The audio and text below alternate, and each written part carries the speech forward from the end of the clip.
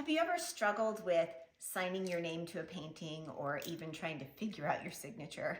Well, the figuring your signature out, that's a whole other episode. But once you've got to that point and you've figured out, okay, I'm going to do my signature like this, many artists will sign it in a paintbrush, and then there's a lot that actually sign it with paint markers. Now, I had always wished that I could sign my name with, just a paintbrush and writing it in there because it's just so cool. But the way I write and the way I sign my name and the formation of the letters, I could not make it work for me. So I was really glad to meet with a mentor that signs his name with a marker. And I thought, really? A marker? And so since then, I've noticed a lot of artists actually do that. And I keep these on hand. These are all different, mostly Posca brand, but they're markers. They're mark making tools. Some of them are, this is Pen Touch, and then there's another brand I use right here. It's called, this one's Deco, yeah. So there's different widths, right? Now my two favorite for signing are this one here, which is a 0.9, and this one in this brand here is a 0.7. This is my favorite, but I can't always get it, and I could still make the 0.9s. They're fine enough that I could still sign my name in it. And so if you have like a signature where you tend to go really close together, then this might work for you better than a paintbrush. So from that point, I've got to figure out, okay, what color am I going to use? Because black doesn't always go with everything. Sometimes it's too stark and it looks out of place. And for me personally, I like my signature to stand out just enough so that the viewer can see who it is, but not so much that it like becomes a thing to stare at, right? I don't want that much attention drawn to the signature and away from the actual painting.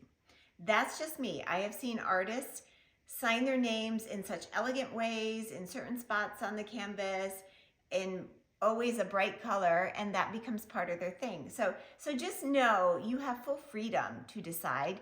You just have to make a decision. And the other thing that my mentors had taught me is once you decide on how you sign, don't ever change it because that becomes part of your brand. So you can take that for what it's worth, but here's how I prep for it, okay? And it made things so much easier once I did it this way. So if you can, I would get some of these clear sheets. These are like overhead protector sheet or overhead projector sheets. Back in the day when I was in school, that's what they had, but they're essentially clear sheets.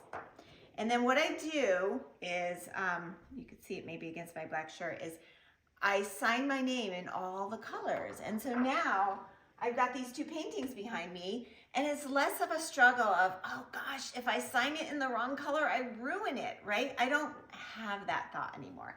So what I do, now I'm gonna hold it against the light color so you can see them all. They go from silver and all the other colors that I have. And I just hold them up and I see which one goes best, right? Now I'm not gonna sign my name up there. That's just not, I always do it in the bottom right or left corner. So I start sliding it down and I can see all the different colors in that spot. Now, of course, I would never use these colors with this painting. And the only one that I'm thinking that goes somewhat decent is this coppery brown color, right? So keep in mind, it does not have to be perfect. It does not have to be the same exact harmonized color that you use in your painting. And especially, if you're doing it with a paintbrush, then that's no big deal. But the color from a marker has to be just close enough so that, it kind of goes with it. It makes sense that it's in there. And so if I slide it over to this one, I can see which ones I absolutely disqualify.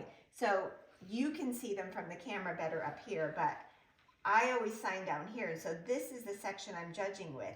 Which color would best work with this painting? To keep with the mood and the vibe, And it makes my life much easier as an artist because now I'm not stressing what color do I use. I don't have the perfect color that works.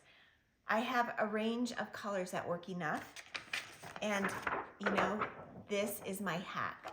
So if you're ever struggling with something like that, just know you can take a clear cellophane sheet and you can do a lot of things with it, and it makes your life so much easier as an artist.